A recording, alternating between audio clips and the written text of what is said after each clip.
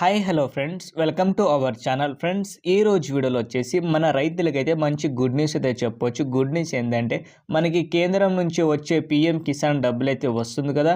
So దానికి సంబంధించిన ఒక అప్డేట్ అయితే తీసుకొచ్చాను. డబ్బులు అనేది మనకి ఎప్పుడు వస్తుంది, అలాగే డబ్బులు అయితే పెంచారని చెప్పారు కదా. సో ఎంతవరకు పెంచారని వీడియోలో అయితే చెప్తాను.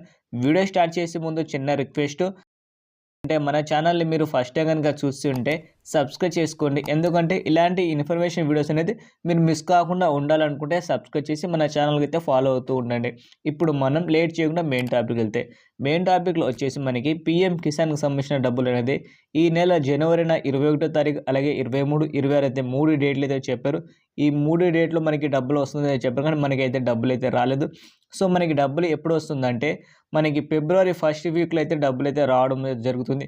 అది కూడా కేంద్ర బడ్జెట్ అయిన తర్వాత మాత్రమే మనకి డబ్బులు అయితే వస్తాయి. బడ్జెట్ ఎప్పుడు అంటే ఈ ఫిబ్రవరి 3వ తారీఖున బడ్జెట్ సమావేశం అయితే ఉంది. సో ఆ బడ్జెట్ సమావేశంలో ఏంటంటే మనకి డబ్బులు కూడా పెంచడం జరిగింది కదా. సో డబ్బులు ఎంత పెంచారంటే అంతకుముందు మనకి సంవత్సరానికి 6,000 రూపాయలు మాత్రమే ఇచ్చారు. ఈసారి నుంచి సంవత్సరానికి 8,000 రూపాయలు, అంటే 2,000 రూపాయలు పెంచడం జరిగింది.